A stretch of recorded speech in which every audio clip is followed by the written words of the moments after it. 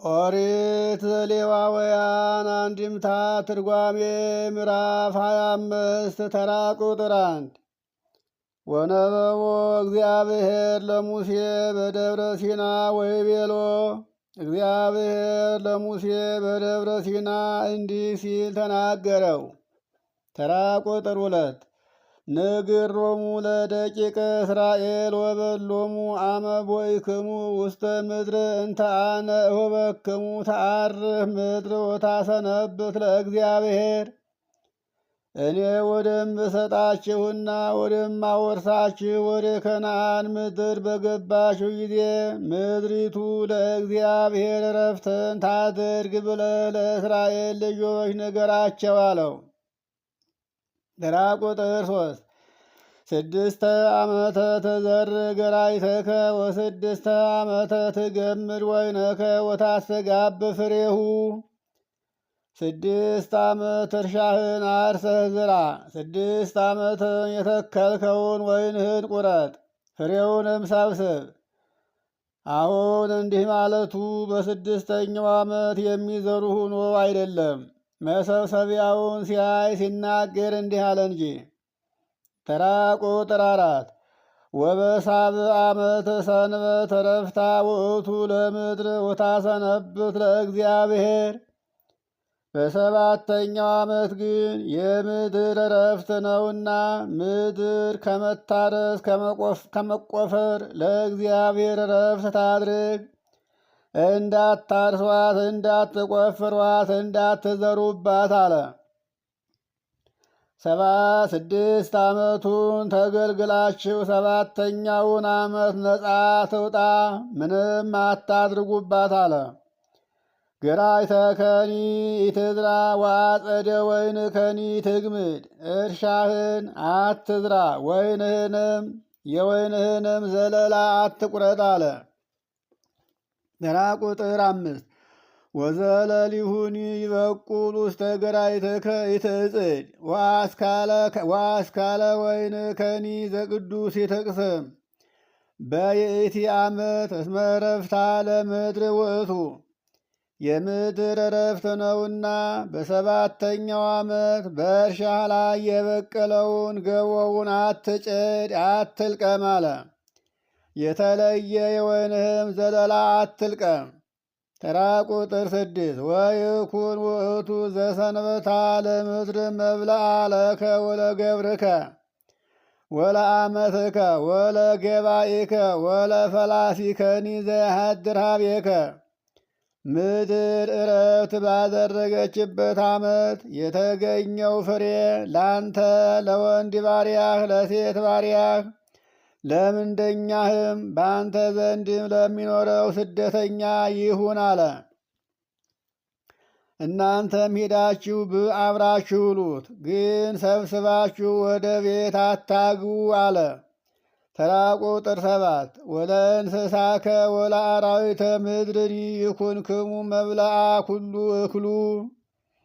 ከእናንተም የተረፈው እህል ሁሉ በምድር ላሉ አራዊትና እንስሳት ምግብ ይሁን፣ ለወፎችም ለአራዊትም ይሁን አለ። ተራ ቁጥር 8 ወተውሄልቅ ለከ 7 ሰናብተ ዕረፍተ ዘ6ቱ ዓመት ዘምስብኢት። የ6ቱን ዓመት እጥፍ ዕረፍት የምታደርግበትን 7ቱን አንድ እያልክ ቁጠር አለ። ይህም 7ቱ ዓመት አንድ ሱባኤ፣ 7ቱ ዓመት አንድ ሱባኤ እያልክ እስከ 7 ቁጠር። ይህም 49 ዓመት ይሆናል አለ። ወእምዝ ትረሲ ለከ ሰብአ ሰናብተ በዘትዜኑ በመጥቅ ውስተ ኩሉ ምድርክሙ በበ40 ወተሳቱ ዓመት። ይህም 7ቱን አንድ እያልክ ከቆጠርክ በኋላ በ49ኛው ዓመት በየሀገራችሁ ሁሉ ነጋሪት መታችሁ አዋጅ የምትነግሩበት የኢዮቤልዩ በዓል ይሁን አለ። ተራ ቁጥር 1 ኢዮቤልዩ ማለት ነው። የኢዮቤልዩ በዓል ይሁን ማለት 1 ኢዮቤልዩ ሆነ ማለት ነው። ይህም ሰባቱን አንድ የሰባቱን አንድ እያሉ ሰባቱን ዓመት አንድ ሰባቱን ዓመት አንድ ሱባኤ እያሉ 7 ሲሞላ 49 ዓመት ይሆናል። 49ኙ ዓመት ደግሞ አንድ ኢዮቤልዩ ሆነ ማለት ነው። ተራ ቁጥር 9 ወበሳብዕ ወርኅ በዕለተ አስተርእዮ ትዜንው በመጥቅ ውስተ ኩሉ ምድርክሙ በባለሟልነት በምትገለጡባት አንድም ጌታ እግዚአብሔር በረድኤት በሚገለጥበት ዕለተ አስተርእዮ ኃጢአታችሁ በሚሰረይበት ዕለተ አስተርእዮ ማለት ጌታ አምላክ እግዚአብሔር የሚገለጥበት ቀን ጊዜ ማለት ነው። ኃጢአታችሁ በሚሰረይበት በሰባተኛው ወር በጥቅምት በሀገራችሁ ሁሉ ነጋሪት እየመታችሁ አንዱ ኢዮቤልዩ ተፈጸመ በሉ አለ። ወቀድስዋ ለይእቲ ዓመት ዘ50 ኩላ ዓመታ 50ኛይቱንም ዓመቷን ሁሉ አክብሯት። ተራ ቁጥር 10 ወስብኩ ታድጎ ውስተ ኩሉ ምድርክሙ ለኩሉ እለ ይነብሩ ውስቴታ በአገራችሁ ለሚኖሩ ሰዎች ሁሉ በ49ኛው ዓመት ኢዮቤልዩን አክብሩ ብላችሁ አስተምሩ ንገሩ አለ። እስመ ዓመተ ታድጎ ውእቱ ዓመተ ዕድገት ነውና ዓመተ ዕድገት ነውና ማለት ሰው ከስራ የሚያርፍበት ነውና ማለት ነው። አንድም ሰው ከመገዛት ከባርነት ነፃ የሚወጣበት ሰው ከሐዘን ከልቅሶ ከድካም የሚያርፍበት ነውና አለ። ወተአምራ ይኩንክሙ 49ኛው ዓመት 49ኛው ዘመን አንድም በ50ኛው ዘመን ምልክት ይሆናችሁ አለ።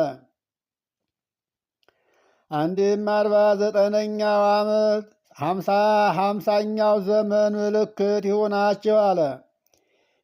ይህውም አንድ ኢዮቤልዩ ሆነ ለማለት ነው። ወይእቲ ኩሉ ውስተ ርስቱ ወይሁድ ኩሉ ውስተ ሀገሩ ማንኛውም ሰው ሁሉ በዓመተ ዕድገት ወደ ርስቱ ይግባ ወደ ሀገሩም ይመለስ አለ። በባርነት የተሸጠው ሁሉ የሰው ግዙ የሆነው ሁሉ ከባርነቱ ይውጣ ሲል ነው። ተራ ቁጥር 11 ወትምህርተ ተሃድጎ ይኩንክሙ ውእቱ ዓመት 50ኛው ዓመት የዕረፍት ምልክት ይሆናችሁ ነፃነት የምትወጡበት ነፃነት የሚታወጅላችሁ ይሁን አለ። ወኩላ ዓመታ ይትዝርኡ ወይትዕጽዱ እንበለ ዘበቆለ ለሊሁ 50ኛው ዓመት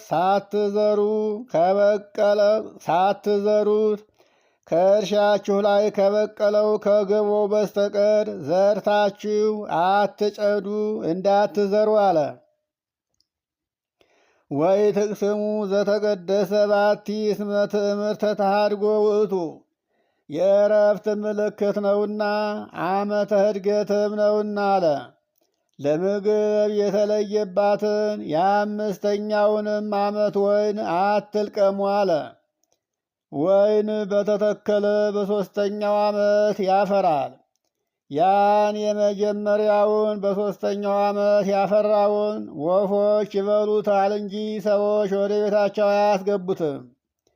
የ4ኛውንም ዓመት ለቤተ እግዚአብሔር ለእግዚአብሔር መባ አድርገው ያቀርቡታል እንጂ ወደ ቤታቸው አያስገቡትም።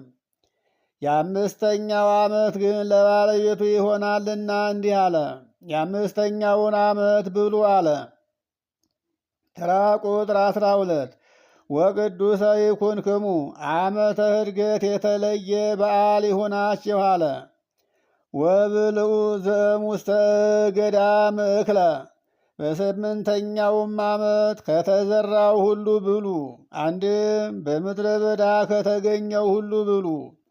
እህል ከቤት ይበቅላልና እንዲህ አለ። እህል ከቤት ይበቅላልና እንዲህ አለን ቢሉ ገቦውን ሲያይ ነው እንዲህ አለው።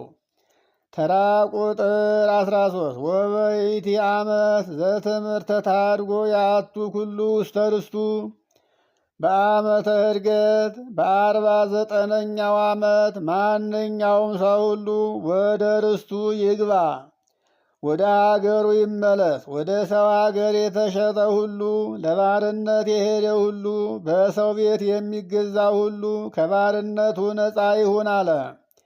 የተሸጠ መሬት ሁሉ ቢገኝ ወደ ባለቤቱ ይመለስ አለ። ተራ የእቲ ዓመት የሚላት 49ኛይቱን ዓመት ነው።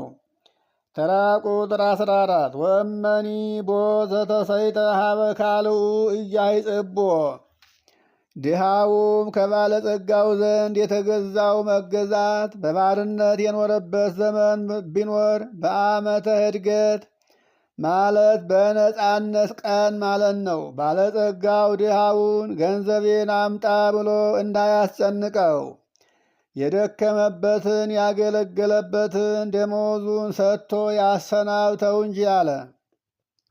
እስመ እምድኅረ ዓመተ ታድጎ ይሰየጥ ለካልኡ ከዓመተ ዕርገት በኋላ ግን ለሌላ ተገዝቶ ይሸጠዋልና አለ። ተራ ቁጥር 15 ወበመዋዕለ ይዘራ እክል በውቱ ዓመት ይፈድዮ በአምጣነ ብዝሆን ለእላንቱ ዓመታት ወያበዝ ጥሪቶ በመዋዕል ዘይዘራ ሲል ነው።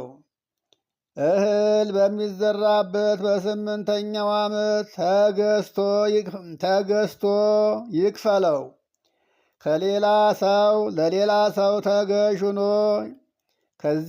ከዚያ ያገኘውን ለባለ ዕዳው ይክፈል ሲል ነው። እንደ ዘመኑ ብዛት መጠን በዘመኑ ብዛት ልክ ደሞዙን ያብዛለት። አንድም ከዓመተ ዕርገት በኋላ ያስቀረበትን ገንዘብ ሁሉ እንደ ገንዘቡ ብዛት መጠን አብዝቶ ይስጠው አለ። ተራ ቁጥር 16 ዋመ የታደጋ ውእቶን ዓመታት የታደግ ተሰይጦ 6 ዓመትም በተፈጸመ ጊዜ ዓመተ ዕርገት ነውና ለድሃው መገዛት ይቅርለት አለ። ከባርነት ነፃ ይውጣ፣ ለማንም ተገዥ አይሁን አለ። የተቀማ ሁሉ ይመለስ። ወበመዋዕለ ይዘራ እክል ወበመዋዕለ ይዘራ እክል ይፈድየከ እህል በሚዘራበት በ8ኛው ዓመት ተገዝቶ ይከፍልሃልና አለ። እህል በሚዘራበት ሰው ከባለጸጋ ቤት ተገዝቶ ሲያገኝ ይከፍልሃልና፣ ከዚያ በፊት የነበረ ዕዳ ቢኖርበት ግን አምጣ ብለህ በዕዳ እንዳትይዘው ሲል ነው። ተራ ቁጥር 17 ወይ ታይጽቦ ለካልእከ ወፍራህ እግዚአብሔርሃ አምላክከ እስመ አነ እግዚአብሔር አምላክክሙ ፈጣሪያችሁን የእግዚአብሔር ነኝና እንዲህ የምላችሁ ፈጣሪህ እግዚአብሔርን ፍራው አለ። በዓመተ ዕርገት ድሃውን ግድ አምጣ ብለህ አታስጨንቀው አለ። ሰው ሁሉ ነፃነት የሚወጣበት ጊዜ ያ ጊዜ ነውና አለ። ተራ ቁጥር 18 ወግበሩ ኩሎ ኩነኔ ወፍትወቴ ወዕቀብዎ ኩነኔ ያለው 9ኙን ሕግጋት ነው። ይህም 9ኙ ሕግጋት ኢታምልክን ጠብቃችሁ ስሩት ማለቱ ነው። ይህም ኢታምልክ ባይደ አምላከ ዘእንበሌ ያለውን ነው። ይህም በኦሪት ዘጸአት ምዕራፍ 20 ላይ የተጻፈውን ነው። ወትነብሩ ውስተ ምድርክሙ ተአሚነክሙ ሕጌን የጠበቃችሁ እንደሆነ ጠላት ጠፍቶላችሁ ደስተኛ ሁናችሁ በሀገራችሁና በምድራችሁ ሁሉ ትኖራላችሁ አለ። ተራ ቁጥር 19 ወትሁበክሙ ምድር ፍሬሃ ወትበሉ ወትጠግቡ ሕጌን የጠበቃችሁ እንደሆነ የዘራችሁባት ምድር የተከላችሁባት ምድር ሁሉን ነገር ትሰጣችኋለች። በልታችሁ ትጠግቡ ዘንድ ምድርን ፍሬዋን ታበረክትላችኋለች አለ። ተራ ቁጥር 20 ወእመሰ ትብሉ ምንተ ንበል በውእቱ ሳብዕ ዓመት ለእመ ኢዘራእነ ወለእመ ኢያስተጋባእነ እክለ። ካልዘራን ካልሰበሰብን በሰባተኛው ዓመት ምን እንበላለን ብላችሁ እንዳታስቡ አለ። ተራ ቁጥር 21 አነ እፌኑ ለክሙ በረከቴ ወአመሳዲስ ዓመት ትገብር ፍሬሃ ምድር ዘሰለስቱ ዓመት እክለ። እኔ በረከቴን እልክላችኋለሁ፣ ምድርም በስድስተኛው ዘመን የሦስቱን ዓመት እህል የሦስቱን ዓመት ፍሬ ታፈራላችኋለች አለ። ግን ይሄ የሚሆነው ምድር በረከቷን የምትሰጣችሁ እኔም በረከቴን የምልክላችሁ ትእዛዜን ጠብቃችሁ ሕጌን አክብራችሁ የኖራችሁ እንደሆነ ነው አለ። እኔም ፊቴን ከእናንተ ሳላዞርባችሁ ጀርባዬን ሳልሰጣችሁ በመካከላችን መግዛትና መታዘዝ የኖረ እንደሆነ ነው አለ። ለእኔ ለአምላካችሁ የማትገዙና የማትታዘዙ ሕጌን የተዋችሁ እንደሆነ ግን ይሄ ሁሉ አይሆንም አለ። ተራ ቁጥር 22 ወትዘርኡ እምኔሁ በሳምንዓም ከስድስተኛው ዓመት የተረፈውን በስምንተኛው ዓመት ትዘራላችሁ። ወትበልዑ እሙእቱ እክል ከራሜ እስከ ታስዓ እስከ አመ ይበጽሕ እክል ትበልዑ ብሉየ ከራሜ።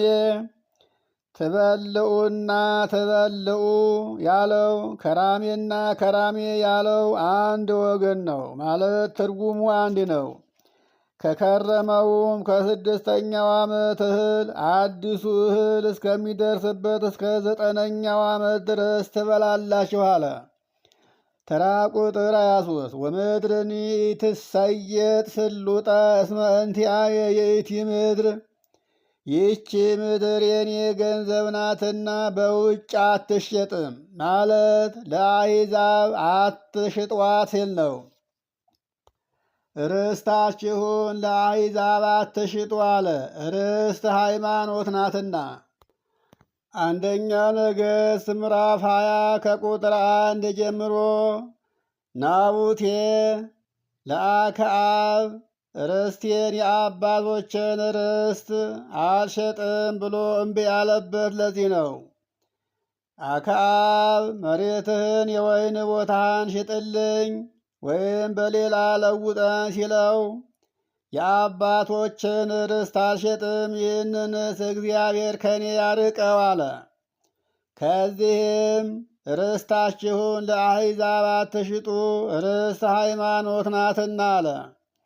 አንተሙኒ ግዩራነ ወፈላሰያነ ኮንክሙ በቅድሜየ። እናንተ ስደተኛ መጻተኛ ሆናችሁ ትኖሩ ነበርና። ተራ ቁጥር 24 ወበኩሉ ደወለ ምድርክሙ ሀበ ምኩናን ዘዚአክሙ ታዝየንው ምድረ። ሀበ ምኩናን ዘዚአክሙ ታዝየዝው ምድረ።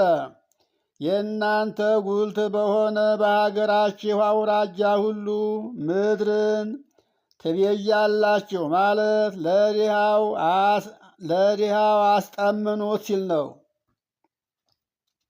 ተራ ቁጥር 25 ወለእመ ነድየ ካልእከ ዘምስሌከ ወሴጠለከ ምድሮ። ካንተ ጋራ የሚኖረው ወንድም ቸግሮት ምድሩን ላንተ ቢሸጥልህ አለ።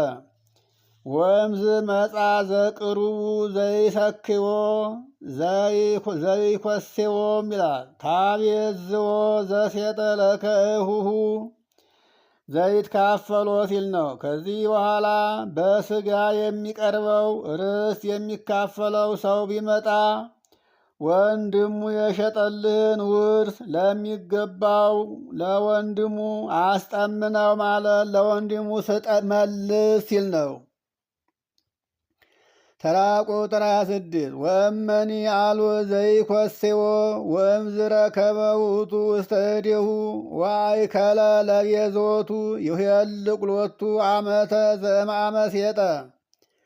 የሚካፈለው ወንድም ባይኖረው ከሸጠለትም በኋላ